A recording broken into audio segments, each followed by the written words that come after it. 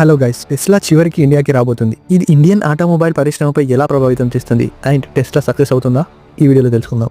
Tesla చాలా ఏళ్లుగా India మార్కెట్ని ఎంచుకోవాలని చూస్తుంది. సో 2021లో Tesla Indian Motors and Energy Private Limited అనే కంపెనీతో రిజిస్టర్ అయింది. ఇక ఫిబ్రవరి 2025లో ఎలాన్ మస్క్ అండ్ ప్రధానమంత్రి ఇద్దరు కలుసుకున్నారు టెస్లాని ఇండియా మార్కెట్లోకి తీసుకురావడానికి. అండ్ టెస్లా న్యూఢిల్లీలో అండ్ ముంబైలో షోరూమ్లు పెట్టాలనుకుంటుంది. ఇక టెస్లా కార్ ధర చూసుకుంటే హై ఇంపోర్ట్ ఛార్జెస్ ఉండడం వల్ల దీని కాస్ట్ అరౌండ్ 35 to 40 lakhs ఉండే అవకాశం ఉంటుంది. ఇది సాధారణ భారతీయుడు కొని అందుబాటులో ఉండకపోవచ్చు. అయితే ఛార్జింగ్ సదుపాయాలు చూసుకుంటే భారతదేశంలో వేగవంతమైన ఛార్జింగ్ స్టేషన్లు లేవు. ఆయన మార్కెట్లో చూసుకుంటే టాటా, మహీంద్రా అండ్ ఎంజీ లాంటి అఫోర్డబుల్ ఆప్షన్స్ ఉన్నాయి.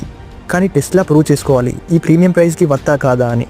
ఇండియాలో టెస్లా సక్సెస్ కావాలంటే ఛార్జింగ్ ఇన్ఫ్రాస్ట్రక్చర్ని ఇంప్రూవ్ చేయాలి అండ్ అఫోర్డబుల్ మోడల్స్ని ఆఫర్ చేయాలి. మీరేమనుకుంటున్నారు? టెస్లా ఇండియా మార్కెట్లో సక్సెస్ అవుతుందా? కామెంట్ చేయండి. అండ్ వీడియో ఇంట్రెస్టింగ్ అనిపిస్తే లైక్ చేయండి.